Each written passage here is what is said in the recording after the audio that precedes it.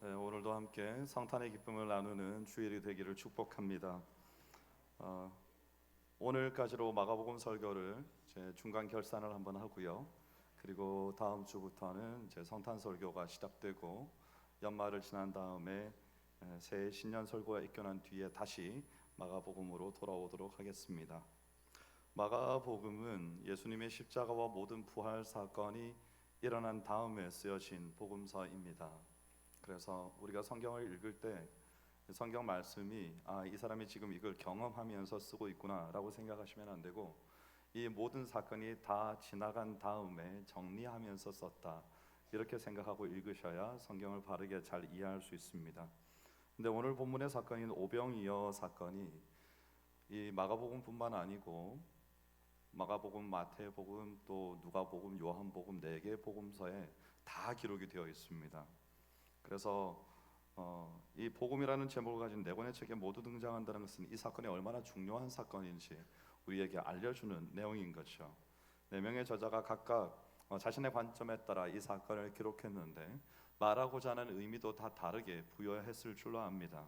그런데 중요한 것은 무엇인가 하면 이 사건이 실제로 일어났다는 겁니다. 예수님의 탄생이 사실인 것처럼 예수님이 오병이어로 5천 명을 먹인 일도 또한 사실이었습니다. 이것을 사실이라고 믿는 믿음 위에 본문을 해석하는 것이 중요한 이유는 무엇인가 하면, 오병이어는 예수님께서 마술을 부리신 것도 아니고 사람들이 각각 자기의 도시락을 다 꺼내어 놓아서 먹게 되었다라는 무슨 양심선언 이런 것도 아니고, 이 사실 자체가 본래 있었던 일이라는 것을 믿는다는 것이죠. 그걸 분명히 우리가 말할 수 있어야 되기 때문에 이것을 사실로 믿는 것이 중요합니다. 근데 이것이 이스라엘이 광야에서 40년 동안 먹은 만나가 하나님께서 매일매일 내려주셨던 실제 음식이었던 것처럼, 여러분은 오병이어를 그게 그냥 그때 사람들이 그렇게 생각해서 써놓은 거 아닐까요? 라고 생각하신다면 큰일 납니다. 그러면 여러분은 뭐라고도 질문하실 수 있는가 하면, 사실은 그때 예수님이 오셨다고 사람들이 믿어서 모두가 다 믿고 그냥 그렇게 써놓은 거 아닐까요? 라는 데까지 나갈 수 있기 때문이죠. 아닙니다. 여러분, 우리가 믿지 못해도 예수님이 오셨다는 건 세계사가 증언합니다. 그렇죠? 그리고 성경 말씀 속에 이 오병이어의 사건이 있었다는 것도 그대로 증거가 되어 있고요. 사람이 한두 명입니까? 5천 명, 남자만 5천 명입니다. 함께 먹은 사람들이죠. 마가가 6장에서부터는 예수님을 그리스도로 소개하고 있다고 지난주에 제가 말씀드렸는데요. 14절에서 예수의 이름이 드러나는데 그 예수의 이름이 무엇인가 하면 그리스도라 그랬습니다. 하나님의 생명으로 그 백성을 충만하게 하실 분이죠. 마가가 이 사건을 기록하면서 복음을 듣는 사람들이 예수님을 그리스도로 발견하고 깨닫게 되기를 간절히 원했습니다. 물론 그것은 예수님의 기대에 있기도 했죠. 그래서 6장 6절부터 8장 30절까지의 이 단락에서 아주 두드러지게 보이는 단어가 뭔가 하면 깨닫다라는 단어입니다. 근데 이 깨닫다라는 단어가 대부분의 경우에 좋게 쓰이지 않고 다 부정적으로 쓰였습니다. 예수님은 제자들이 예수님이 그리스도이심을 깨닫기를 원하시지만 그들이 깨닫지를 못한 것이죠. 당시에 깨닫지 못했을지라도 오늘날 이것을 읽는 우리는 깨달아야 되는 겁니다. 예수님이 그리스도이심을 깨달아야 되는 거죠. 그래서 오늘 예수님께서 여러 차례 제자들에게 물으시는데, 너희는 나를 누구라고 하느냐 라고 물을 때 주는 그리스도이십니다. 베드로의 대답이죠. 우리의 이 전 인격을 통해서 이 대답이 나와야 되는 겁니다. 만약에 이 대답이 제가 예수님이 그리스도이심을 믿는데 그걸 믿는 것이 내가 좀 의지적으로 하라고 하시니까 고백을 할 수는 있겠는데 심정적으로 동의가 되지는 않습니다. 그러면 그분은 인격적으로 고백한 것이 아닙니다. 그 말은 구원이 없다는 말입니다. 그의 마음속 깊은 곳으로부터 하나님과의 인격적인 대면이 있고 그 인격적인 대면 속에 참된 변화를 받아 예수 그리스도께서 내 인생의 구주가 되심을 내가 고백합니다. 이렇게 고백을 해야 그가 진실되게 예수를 믿는다는 것이죠. 이것이 예수님께서 오병이어의 기적을 행하신, 또 마가가 또 사복음서 저자 모두가 이 사건을 기록한 목적입니다. 마가복음은 첫 장부터 줄곧 한 가지 목표를 가지고 달려오는데요. 처음에는 예수님이 하나님의 아들이시다라고 달려왔고, 이제는 예수님이 하나님의 아들이시고 곧 그리스도이시다, 이거 이제 합해져서 함께 달려가는 것이죠. 그런데 여기서 그리스도라는 말이 정치적으로 혁명을 일으켜서 어떤 권세를 잡는 그런 메시아가 아니고, 십자가에서 죽으시고 부활하셔서 온 세상에 하나님의 나라를 세우시는 그런 그리스도이신 겁니다. 마가가 이 복음을 전하면서 듣는 이들에게 모두 다 예수 그리스도께서 바로 그런 왕이시고 그런 나라를 다스리시는 분이시며 우리는 그 나라의 백성이 되어야 된다고 말하고 있는 것이죠. 근데 이 사건들이 다 이루어진 다음에 이 내용을 썼다고 하지 않습니까? 마가는 이스라엘의 전통도 알고 있고 유월절 만찬도 이미 경험했습니다. 다 알고 있는 상태에서 본 사건을 기록했을 때 또 거기에 목적이 있는 거죠. 우리는 예수님께서 오병이어로 5천 명을 먹이신 이유를 이제 이 마가를 통해서 알게 되는데요. 그날 갈릴리 바닷가 이 들판에 자연의 법칙을 넘어서는 초자연적인 일이죠. 그 누가 그런 일이 있으리라고 예상을 했겠습니까? 하나님의 나라가 이 땅과 만나서 손뼉이 울린 날입니다. 시공간, 어떤 차원 이런 것을 넘어선 하나님께서는 그런 것에 구애받지 않으시니까요. 하나님의 나라가 표적으로 임했습니다. 제가 표적이 뭐라고 그랬죠? 기적이 일어나는데 그 기적 속에 메시지가 담겨 있으면 그게 표적이라고 했습니다. 그래서 오병이어 사건 뒤에 예수님께서 무리를 거르신 기사가 기록되어 있는데, 제자들이 뭐라고 적혔는가 하면 떡 떼시던 일을 깨닫지 못했다. 이 말은 제자들은 지금 초자연적인 일들이 연달아서 일어나고 있는데 이게 도대체 뭐가 어떻게 된 영문인지, 그리고 예수님께서 이걸 통해서 무엇을 말씀하시고자 하시는지 전혀 깨닫지 못했다는 겁니다. 그래서 예수님께서 안타까워하시는 거죠. 오병이어로 5천 명이 먹는 일, 그리고 사람이 무리를 걷는 것, 어느 것 하나 다 정상적이지 않죠. 그냥 맨정신으로는 믿을 수 없는 일이었기 때문입니다. 그런데 그 일이 일어났다는 거죠. 예수님을 통해서 일어난 겁니다. 자, 이제 본문 말씀을 봅니다. 30절에 사도들이 예수께 모여 자기들이 행한 것과 가르친 것을 낱낱이 고하니 그랬습니다. 제자들이 나가서 하나님 나라의 복음을 전파합니다. 그리고 다시 예수께 돌아와서 그동안에 자신들이 했던 말과 가르침과 능력 있게 행사한 어떤 일들을 예수님께 다 말씀드렸습니다. 여기서 제자들이 사도들이라고 기록되었는데요, 마가가 특별히 이 단락에서 목적을 가지고 쓴 단어이죠. 제자들의 직무는 보내심을 받고 뭘 해야 됩니까? 복음을 증거하는 겁니다. 자, 예수님께서 12제자를 세우신 목적이 있어요. 세 가지가 있습니다. 첫 번째는 자기와 함께 있게 하시고 예수님이 데리고 동고동락하시면서 가르치신 것이죠. 두 번째는 보내사 전도도 하시고 그랬어요. 제자들은 예수님께 배운 가르침을 그냥 가만 듣고만 있는 게 아니라 나가서 전해야 되는 사람인 거죠. 그리고 세 번째가 귀신을 내쫓는 권능도 가지게 하려 하심이라 그랬는데요, 사단의 권세에 잡힌 사람들을 건져내려면 그냥 사람으로서 한 사람이 가서는 나자빠지는 것이죠. 이길 수가 없는 겁니다, 사단의 권세를. 그래서 그에게 권능을 주어서 어떤 사람이 되게 하셨는가 하면 사람을 낚는 어부가 되게 하셨습니다. 근데 사람을 낚아오는 어부가 되려면 그 사람을 어떤 지배하로부터 이쪽으로 끌고 올 수 있어야 되는데, 그들이 가진 권능보다 더 강한 능력이 있지 않은 이상 거기에서 빼내서 올 수가 없는 것이죠. 그래서 예수님께서 그들에게 권능을 주신 겁니다. 그래서 예수님의 부르심의 목적을 달성해야 됐던 거죠. 그러니까 제자들은 사도로서 드러나야 했고 예수님은 그리스도로서 드러나야 했던 겁니다.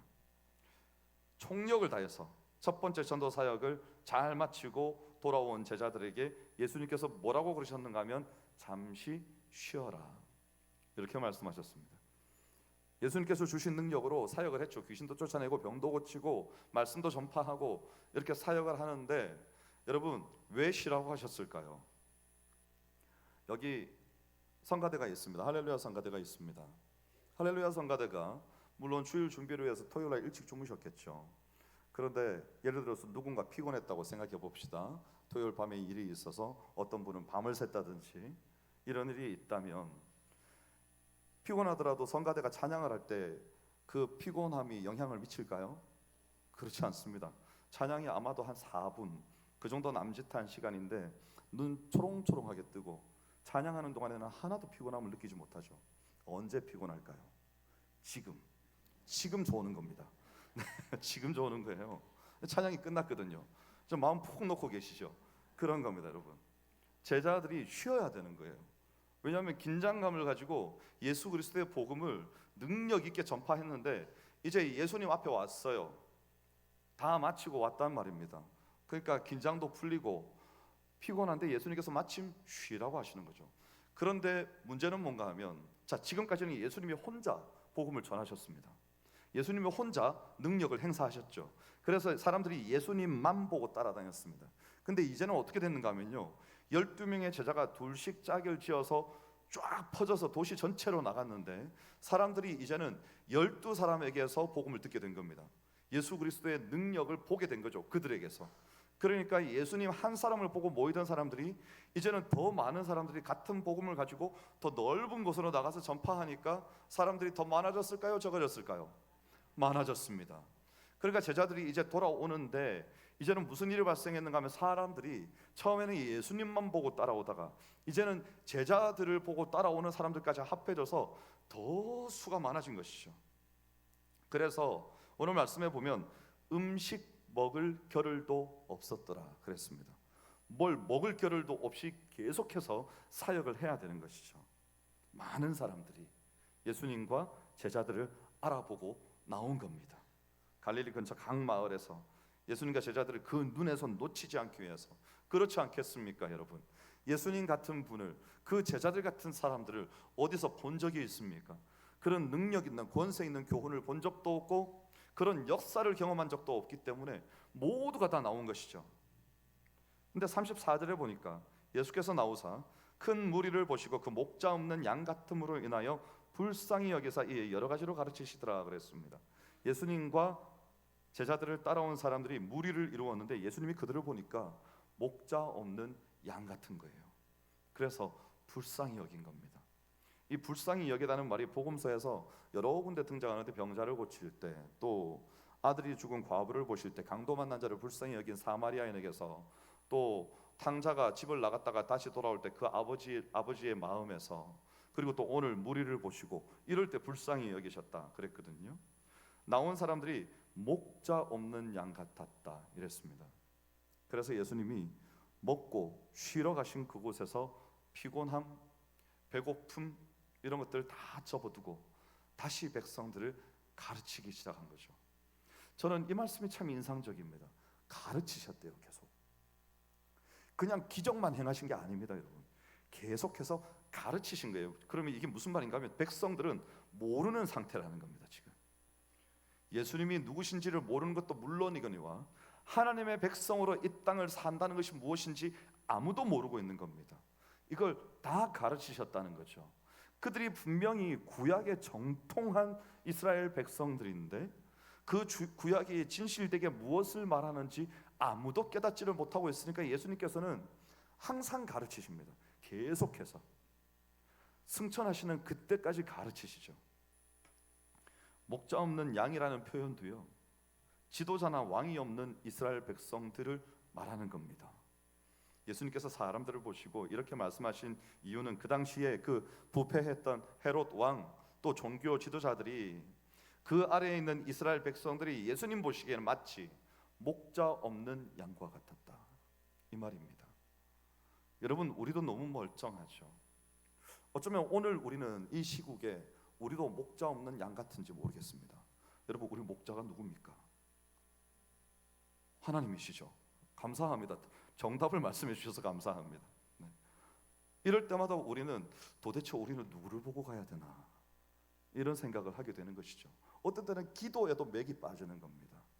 하지만 우리는 우리의 목자가 누구이신지 명확하게 알고 있어야 되는 거죠. 우리의 목자는 하나님이십니다. 네. 그래서 그 당시에 이 헤롯과 종교 지도자들이 마땅히 이스라엘을 하나님의 백성으로 살게 할 책임이 있는 사람들이었는데 자신들의 본분을 다하지 못했습니다. 그래서 마가가 그렇게 옳지 못한 목자들을 대신할 진정한 목자가 여기 계신다 하고 지금 예수 그리스도를 소개하고 있는 겁니다. 이스라엘의 왕이 여기 있다는 거죠. 마가복 6장에서 헤롯과 예수님을 대조합니다. 직접적으로 대조하죠. 사건의 배치를 통해서도 드러납니다. 오병이어 사건을 기록함에 앞서서 헤롯의 생일잔치 이야기가 먼저 나왔습니다. 세상의 왕의 잔치와 하나님 나라 왕의 잔치가 어떻게 다른지를 보여주는 거죠. 6장 21절에 보면 헤롯이 자기 생일에 대신들과 천부장들과 갈릴리의 귀인들로 더불어 잔치할세 그랬습니다. 헤롯의 생일이 되었어요. 갈릴리의 유력자들이 다 모였습니다. 부르지 않아도 모였겠죠. 왕의 생일 잔치인데 누구든지 얼굴이라도 한번 가서 도장이라도 찍으려고 다 모여들었겠죠. 그때 이 딸이 와서 춤을 추어서 모인 사람들이 정신을 쏙 빼놓습니다. 그 여흥이 얼마나 대단했는가 하면 헤롯이 그 춤에 흥분해가지고 자기 자신이 그렇게나 두려워했고 그렇게도 보호하고자 했던 세례 요한의 목을 치는 겁니다. 네가 내게 구하면 내 나라의 절반까지도 주리라. 미혹된 거죠. 춤을 보고는 정신이 나가버린 겁니다. 그래서 겨우 한 명의 소녀일 뿐인 것인데 나라의 절반까지도 주겠다 이렇게 말하는 거죠. 사실 이 말 자체가 나라가 정상적이지 않다는 겁니다. 왕이 어떻게 나라의 절반을 누군가에게 마음대로 뚝뚝 떼주고 막 그럽니까? 백성들은 다 어디 가고요? 소망이 없는 이스라엘을 고발하고 있는 것일 수도 있겠습니다. 근데 이런 정신없는 왕들 때문에 이스라엘이 구원받기도 했습니다. 기억나세요? 어디였는지? 에스더죠. 에스더. 네. 에스더가 왕 앞에 나갔을 때 왕이 부르지 않으면 나갈 수 없었습니다. 왕이 부르지 않고 나갔다면 왕이 호를 내밀어서 그것을 만지게 해야 살아날 수 있죠. 왕이 그냥 가만히 있으면 끌려나가서 죽는 겁니다. 그때 에스더가 뭐라고 그러고 나갔죠? 죽으면 죽으리이다. 그러고 나간 거예요. 뭐 때문에요? 자기 민족을 살리려고. 그러고 나간 거죠. 그런 겁니다. 근데 왕이 에스더를 보니까 너무 아름다웠죠. 세상에 미모가 쓸 때가 있어요. 그렇죠. 왕이 에스더를 보니까 너무 아름다워서 그냥 정신이 확 나가버려가지고 이걸 내민 겁니다. 홀린 듯이. 그래서 살아났죠. 여인이 산 것이 아니라 민족 전체가 살게 되었습니다. 하나님이 사용하셨죠. 근데 이렇게 마가가 곱비 불린 망아지 같은 이런 헤롯의 잔치 뒤에 또 다른 잔치 하나를 소개하는 거죠. 근데 이 잔치가 모든 면에서 헤롯 왕의 잔치와 정반대인 겁니다. 화려한 왕궁에서 기름진 음식들을 먹는 그런 잔치가 아니었습니다. 근데 이 잔치는요, 하나님께서 창조하신 천지 만물이 정원으로 펼쳐져 있는 들판에서 이루어졌습니다. 늦은 비를 맞고 나서 온 초원에 푸른 풀들이 솟아났습니다. 그래서 여기에 초원이 있었어요. 초원이 있다는 건요, 3월까지 이제 비가 오면 3, 4, 5 뭐 이렇게 보통은 이제 1, 2, 3월 중에 2, 3월이 성지순례가 많은데 그때 초원이 펼쳐지지 않습니까? 그 초원에서 사람들이 앉았는데 온 사람들이 어떤 사람들인가 하면 갈릴리의 유력자들이 아니었습니다. 여러분, 예수님 앞에 모여든 사람들이 어떤 사람들이었는지 한번 볼까요? 각 마을에서 나온 사람들이 병든 자, 귀신 들린 자, 마음이 상한 자, 배고픈 자. 근데 이 사람들은 거기에 더해서 또 어떤 사람인가 하면 자신의 도시락 하나도 싸들고 다닐 만한 형편이 되지 않는 사람들. 그래서 예수님께서 가서 뭐가 있는지 알아보라 그러니까 그들을 다 둘러보고 와서 제자들이 하는 말이 떡 5개와 물고기 2마리가 있습니다. 이렇게 말을 했다는 겁니다. 남자만 5,000명이 와 있는데 그것밖에 없다는 거죠. 그러니까 도대체 어떤 사람들이 여기 모여 있는 겁니까? 왕이 자신의 세력과 능력을 과시하기 위해서 대신들을 불러 모은 그 잔치가 아니고 진짜 왕이신 예수님께서는요, 목자 없는 양들과도 같이 유리하고 있는 자기 백성들을 불쌍히 여기셔서 변변찮게 내놓을 도시락 하나 가지고 다니지 못하는 이 사람들에게 잔치를 배설하신 겁니다. 근데 이 잔치의 음식은 왕궁의 음식이 아니고 떡 5개와 물고기 2마리인데 이 떡 5개와 물고기 2마리를 주신 이유는 내가 곧 생명의 떡이다, 이렇게 말씀하시기 위해서 주셨다는 거죠. 가장 중요한 대조는 이겁니다. 헤롯 왕의 기름진 생일 잔치는 결국 죽이는 잔치였습니다. 근데 예수님의 잔치는요, 사람들로 하여금 풍성히 먹고 살아나게 하는 잔치죠. 그래서 12바구니를 남긴 생명의 잔치로 마무리가 되는 거 아닙니까? 근데 이런 생명의 잔치의 의미를 제자들이 알기를 원하셨는데 제자들이 깨닫지를 못합니다. 백성들을 가르치다가 어느덧 해가 저물게 되었습니다. 제자들이 예수님께 말씀을 드렸죠. 예수님, 해가 저무는데 사람들을 보내어서 먹을 것을 사 먹게 하고 그 다음에 다시 오게 하든지 집으로 돌려보내게 하든지 해야 될 것 같습니다. 그러니까 예수님께서 그 이야기를 들으시고 너희가 먹을 것을 주라 이렇게 말씀하신 겁니다. 그러니까 제자들은 아니 우리 들어가서 지금 먹을 걸 사오라는 말씀이십니까? 그러면 200데나리온의 떡을 갖다가 주어도 그걸로도 다 못 먹일 텐데요? 이렇게 대답을 하니까 예수님께서 너희에게 떡이 몇 개가 있는지 가서 한번 봐라 말씀하셔서 가서 수소문을 해보니까 그게 있는 겁니다. 그만큼이죠. 예수님이 제자들에게 사람들을 그만큼이나 있어 아니면 그것밖에 없어 이런 말씀 안 하셨습니다. 바로 뭐라고 말씀하셨는가 하면 사람들로 하여금 떼를 지어서 푸른 잔디 위에 앉게 하라 그러셨습니다. 그래서 사람들이 잔디 위에 앉았죠. 여기서 이 떼라는 건 아주 특별한 종류의 어떤 결속을 나타내는 용어인데 주로 어디에 쓰이는가 하면 파티나 잔치 같은 데서 우리가 상을 이렇게 배열을 하지 않습니까? 몇 명씩 몇 명씩 몇 명씩 그게 여기 나오는 떼입니다. 떼를 지어서 앉게 하라. 잔치를 예수님께서 지금 베푸시겠다를 이걸 천명하신 겁니다. 모인 사람들이 100명씩 혹은 50명씩 나눠 앉았습니다. 근데 분명히 떡 5개 물고기 2마리 밖에 없는데 모든 사람에게 나누어 주셨다 그러는 겁니다 지금. 그리고 모인 모든 사람이 다 배불리 먹었습니다. 남은 떡 조각과 물고기가 12바구니에 가득 찼고요. 세어보았더니 남자만 5,000명이 먹었습니다. 어른 남자입니다. 여러분 도대체 무슨 일이 일어난 겁니까? 우리의 현실에서는 이 3차원의 현실에서는 상상할 수 없는 일이죠. 근데 예수님에 의해서 이 일이 일어났는데 마치 거짓말 같은 마술 같은 그래서 이 자유주의 신학자들은 이런 것들을 다 신화로 치부하는 거 아닙니까? 이걸 설명하려고 하는 거죠. 과학적으로 어떻게 이런 일이 발생하게 되었는지. 그러니까 성경을 다 왜곡하는 거죠. 하지만 우리는 이 말씀을 사실로 믿습니다. 그날 예수님과 제자들 그리고 예수께 나온 사람들이 다 모였는데 이 갈릴리의 들판에 하나님의 나라가 하나님의 능력의 역사로 임한 것이죠.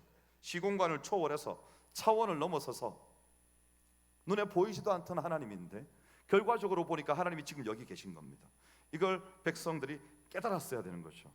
근데 여러분 더 놀라운 게 있습니다. 그게 뭔가 하면 이 사건을 경험한 이 백성들이 아무도 놀라지 않았다는 겁니다. 여러분 이게 정말 이상한 일입니다. 이걸 이제 제가 설명하려고 합니다. 앞선 기사들에서 예수님이 하나님이신 어떤 기적들이 나타났을 때 사람들이 두려워 떨었다 그랬습니다. 다 하나 같은 반응이었죠. 도대체 이분이 누구이기에 풍랑과 바다도 순종하는가 이런 반응들이 나왔단 말입니다. 근데 오늘은 그런 반응이 없는 거예요. 그냥 마음껏 먹고 배부른 겁니다. 당연한 듯이 그랬던 거죠. 근데 이 일 후에 사람들이 어떤 생각을 했는지 요한이 기록합니다. 요한복음 6장 14절 15절에 보면요, 그 사람들이 예수께서 행하신 이 표적을 보고 말하되 이는 참으로 세상에 오실 그 선지자라 하더라. 그러므로 예수께서 그들이 와서 자기를 억지로 붙들어 임금으로 삼으려는 줄 아시고 다시 혼자 산으로 떠나 가시니라. 이스라엘이 들판에서 하나님께로부터 먹을 것을 얻는 것은요, 그들의 조상으로부터 귀에 못이 박히도록 들었던 일이죠. 광야에 있을 때 하나님께서 만나를 내려주셔서 먹게 해주셨습니다. 근데 사람들이 광야에서 그 조상들을 먹였던 모세와 같은 인물로 예수님을 생각하고 이제 이 만나를 다시 내리게 하실 수 있는 분이 이분이시구나. 여기까지는 좋았습니다. 여기까지는 좋았어요. 근데 백성들이 어떻게 했는가 하면 지금 우리가 로마의 압제 아래에 있으니까 이 예수님을 우리가 지금 끌고 갔다 그랬죠. 끌고 가서 억지로 옹립해가지고 우리의 왕으로 세우자. 그래서 총칼을 들고 저 사람들을 로마 제국을 쳐부셔서 우리로 하여금 독립하게 할 왕으로 세우자, 이렇게 생각했다는 겁니다. 지금 이 백성들이. 그러니까 예수님께서 얼마나 가슴이 답답하시겠습니까? 지금 그게 아닌 거죠. 예수님은 그런 왕이 아닙니다. 아니요, 다시 표현합니다. 예수님은 그런 정도의 왕이 아니신 겁니다. 그냥 그저 한 민족을 압제로부터 구해내가지고 그 백성들을 독립하게 해주는 그 정도의 왕이 아니시라고요. 이걸 지금 요한이 기록하고 있는 겁니다. 근데 마가가 오병이어의 사건을 헤롯의 잔치와 연이어서 기록하므로 여기에서 우리에게 뭔가 지금 깨달음을 주려고 하는 거죠. 분명히 예수님도 모세와 같이 백성을 이끌어갈 지도자가 맞았습니다. 그런데 예수님의 그리스도로서의 사역은 그런 정치적인 혁명이 아니었던 거죠.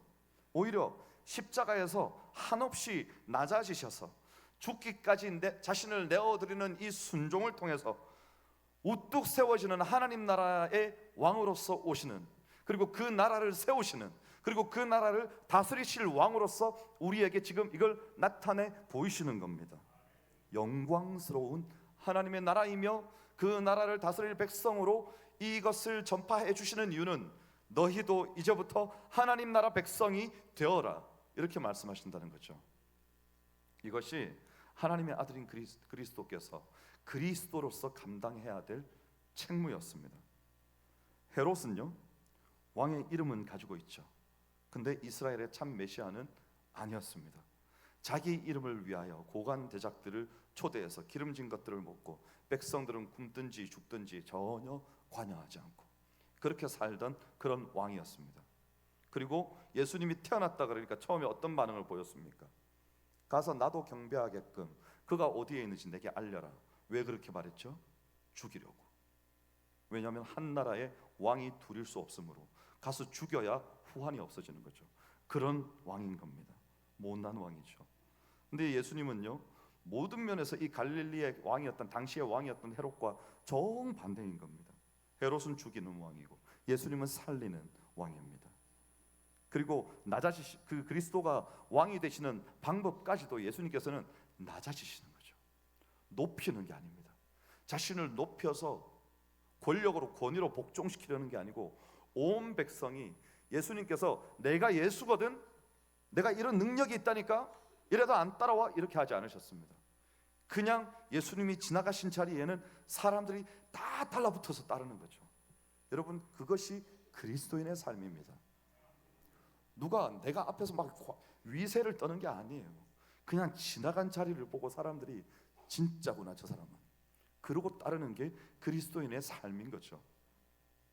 그래서 지금 마가가 자기 복음서를 읽는 독자에게 두 장의 사진을 내밀고 있습니다. 한 장에는 자기가 살기 위해 세례 요한까지도 죽여버렸던 헤롯이 있고, 또 한 장의 사진에는 모든 사람을 살리기 위해서 자신의 홀로 십자가의 죽음을 감당하신 우리의 왕이신 예수님의 사진이 있는 거죠. 이걸 보여주고 묻습니다. 누가 진정한 그리스도입니까? 누가 세상을 구하겠습니까? 오늘 우리에게 묻는 질문입니다. 여러분, 세상을 누가 구합니까? 우리는 무엇을 믿어야 됩니까? 적어도 제자들은 하나님의 아들인 예수가 떡을 떼어서 사람들에게 생명을 나눠주시는 걸 보고 자신의 몸을 찢어서 온 세상에 생명을 주실 그리스도이심을 깨달아야 했던 거죠. 깨달아야 했던 거예요. 왜 탕자가, 여러분, 탕자가 아버지의 재산을 받아서 나가지 않습니까? 그 재산에 무슨 뜻이 있는지 아십니까? 살림이라고 적혀 있죠. 탕진했습니다. 그 살림이 무슨 뜻인가 하면요, 아버지가 죽을 때 내어주는 겁니다. 근데 죽을 때 내어주는 재산을 살아계실 때 빼앗아갔어요. 이 말은 아버지를 죽은 것과 다름없이 취급했다는 것이고, 그 살림이라고 번역되어 있는 그 말은 생명이라는 뜻입니다. 아버지의 생명과도 같은 것을 빼앗아가서 탕진해버렸다. 그리고는 거짓골이 되어서 돌아온 거예요. 근데 아까 제가 그랬죠. 목자 없는 양과 같이 유리하고 있는 백성들을 불쌍히 여기셨다고 할 때 그 불쌍히 여겼다는 말에 어느 구절이 포함되어 있다고요? 돌아온 탕자를 기다리고 있는 아버지의 마음, 아들이 저기서부터 오는데 그 아들을 보는데 그 마음 속으로부터 우리 아들 어떻게, 우리 아들, 이 불쌍한 마음이 솟아오르는 거죠. 이렇게 거기서 그게 쓰인 겁니다. 내 생명을 빼앗아가서 그 생명을 허랑방탕하게 허송세월해버린 아들인데, 오늘 예수님은요, 오히려 그런 백성들을 향해서 자신의 남은 생명 다 내주시는 겁니다. 왜요? 살리려고. 살리시는 분이라니까요. 예수님 자신이 어떻게 된다, 이거는 예수님이 상관없는 겁니다. 죽기로 작정하신 거죠. 그리고는 나는 너를 살리고야 만다. 이렇게 말씀하신 겁니다. 그래서 여러분, 우리는 우리의 삶의 자세는 그래야 됩니다. 우리는 기필코 살리는 사람이 되어야 됩니다. 가정을 살리는 사람이 되어야 되고요, 기필코 교회를 살리는 사람이 되어야 되고요, 도탄에 빠진 나라 기필코 살려내는 사람이 되어야 되는 거죠. 여러분, 우리가 나라를 살리기 위해서 우리가 정치를 하겠습니까? 아니요. 우리는 우리가 있는 자리에서 최선을 다하는 겁니다. 그리고 기도하는 겁니다. 그리고 마땅히 누군가가, 특별히 우리의 자녀들에게 어떤 지도자가 바른 지도자인지 가르쳐야 됩니다. 그래서 저는 우리에게 아주 중요한 임무가 주어져 있다고 생각합니다. 나라가 망국의 길을 가고 있습니까? 아니요, 그렇지 않습니다. 왜냐하면 이 나라의 주인은 하나님이시기 때문에 그렇습니다. 그 하나님을 의지하고 그 하나님께서 친히 인도하실 줄 믿고, 저는 왜 이 사건들이 성탄절을 앞두고 일어났을까 생각해 봅니다. 예수님께서 이 땅에 오셨습니다. 어떤 모습으로 오셨습니까? 말구유에 아무도 거들떠보지도 않았습니다. 예수님이 오신 줄도 몰랐습니다. 요한복음 1장에 쓰고 있죠. 아무도 몰랐습니다. 영접하지도 않았습니다. 그런데 예수님께서는 오셨고 그 의미도 깨닫지 못하는 사람들을 위해서 십자가를 지시고 죽으심으로 구원의 생명을 베풀어 주셨습니다. 그리고 승천하시고 난 다음에도 깨닫지 못했습니다. 다 도망가 버렸습니다. 그런데 예수님께서 다시 찾아가시죠. 그들에게 내 양을 먹이라, 내 양을 치라 말씀하시고 그들에게 사명 주시고 성령을 받으라. 성령 받은 다음에 제자들 12명입니다. 여러분, 12명. 무슨 120명, 뭐 12,000명 아닙니다. 단 12명이 그 당시에 전 세계를 지배하던 로마 제국을 예수 그리스도 이름 하나로 뒤집습니다. 거기에 총칼이 있었습니까? 목청껏 소리를 지르면서 거리를 돌아다녔습니까? 아니요. 카타콤에서 숨어 살아야 했었는데 나라가 뒤집혔습니다. 아무도 드러내고 그리스도가 주님이 그리스도시라고 말을 할 수도 없었는데 제국 전체가 예수 그리스도 이름으로 뒤덮여 버렸습니다. 여러분, 그것이 예수 그리스도의 생명이라는 겁니다. 나라가 아무리 어렵든지, 우리 가정의 경제가 파탄이 났든지, 내 자녀들의 인생의 미래가 보이지 않든지 그런 것에 함몰될 것이 아니라 진짜 살리시는 분을 붙들고 있으면 그분이 인도하신다는 겁니다. 말구유와 같은 내 인생에 오셔서 내가 설사 그분을 알아보지 못하더라도 그분은 나를 사랑하셔서 생명을 내어주심으로 이런 힘들고 어려운 인생 가운데 도저히 헤쳐나갈 구멍이 보이지 않는 이런 삶 가운데 우리를 건져내시고 죄의 지배로부터, 사단의 지배로부터 건져내셔서 예수 그리스도의 생명을 우리에게 전가해 주시고 이제 우리로 하여금 낫게 하시고 깨닫게 하시고 그 생명의 복음을 따라서 살게 하시는 겁니다. 그래서 이제는요, 저는 꿈꿉니다. 2025년도에는 우리 모든 수봉상교회 성도들이 지나가는 자리에 마치 예수 그리스도께서 지나가신 것처럼 사람들이 이 사람이 진짜 예수 믿는 사람이구나 발견하게 될 것이고 뒤를 따르게 될 것이고 존경하게 될 겁니다. 여러분, 그것이 우리가 바라보아야 될 것입니다. 예수님께서 오늘 이 두 잔치를 통해서 그리고 자기 자신의 생명을 주시기까지 그 백성을 사랑하신 이 사랑을 통해서 우리에게 깨닫게 하시는 바입니다. 저는 오늘 여러분에게 두 가지 질문을 한번 여러분의 마음에 안겨드리고자 합니다. 교회가 변화가 있기 위해서 여러분 주일날 교회에 오시면 혹시 어떤 말들을 하십니까? 오늘은 이런 질문을 누군가에게 해볼 수 있는 날이 되면 좋겠습니다. 아주 작고 사소한 질문입니다. 제가 무엇을 도와드릴까요? 여러분, 교회는 해야 될 일이 많은 곳입니다. 오는 사람들이 도움의 손길을 많이 필요로 합니다. 혹시 누군가에게 물어본 적이 있으십니까? 제가 무엇을 도와드릴까요? 아까 장로님 기도하셨잖아요. 우리 그 말 잘 못해요. 왜 못하는지 아세요? 하면 시키거든요. 잘 못해요. 그런데 그 말 한마디가 있으면요, 여러분 교회에서 불만 나올 일이 없죠. 왜냐하면 너도 나도 그거 제가 하면 되겠는데요, 그거 제가 하겠습니다. 또 제가 뭘 해드리면 될까요? 이렇게 나서는데 무슨 일이 있겠습니까? 그럼 밖에 나가서는 어떤 질문을 해야 될까요? 제가 밖에 나가서 하는 질문 중에 사람들이 이야기에 물꼬를 트는 한 가지 질문이 있습니다. 요즘 어떻게 지내십니까? 이렇게 물어보면 전 분명히 그 말 한마디밖에 안 해요. 근데 앞에 앉은 사람은 1시간, 2시간, 3시간 동안 얘기합니다. 제가 끼어들 틈도 주지 않습니다. 여러분, 사람들은 말하고 싶어하고 자신의 인생을 보듬어 주는 사람을 만나고 싶어합니다. 누군가가 와서 내 인생에 손을 내밀어 주기를 기다립니다. 예수님이 다가오셨던 것처럼 마구간 같은 내 인생, 사람들이 거들떠보지도 않는 보잘것없는 내 인생, 주님께서 친히 그곳까지 찾아오셔서 이 기쁜 소식을 전해주신 것처럼 오늘 우리도 예수님처럼 그들에게 가서, 이 지역에, 우리의 이웃에게 가서 이 힘들고 어려운, 내일이 보이지 아니하는 이 나라를 우리의 작은 가슴에 안고, 주님, 어떻게 할까요? 제가 당신에게 어떻게 해주기를 원하십니까? 어떻게 지내고 계십니까? 괴롭지는 않으십니까? 제가 도와드리겠습니다. 여러분, 이런 말들이 필요한 때입니다. 우리 마음이 너무 춥잖아요 지금. 네. 모두가 다 도대체 우리가 어떻게 되는 거야 지금, 이런 생각을 하면서 요즘 지내고 계시지 않습니까? 우리의 가정, 우리의 일터 모두 다 그렇습니다. 참 그리스도의 복음이 진짜 필요한 오늘입니다.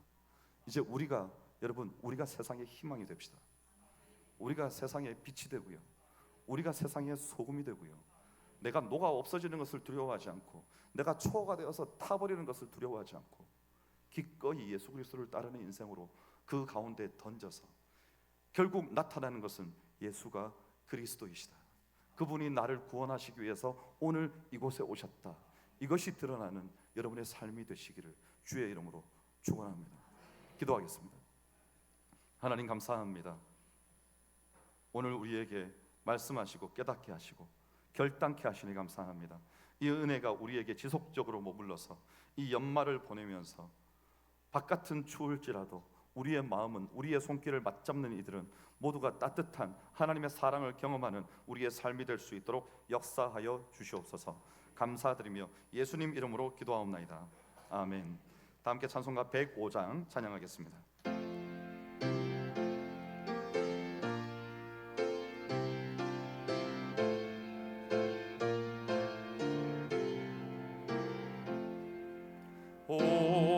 오랫동안 기다리던 주님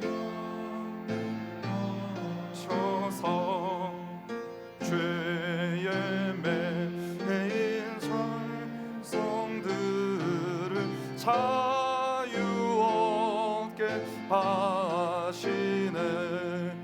주는 우리 소망이요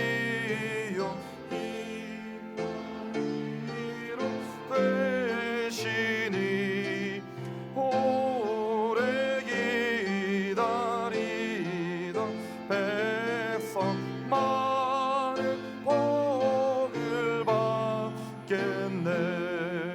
모든 백성 구하려고 임금으로 오시니, 영원토록 우리들을 친히 다스리시네.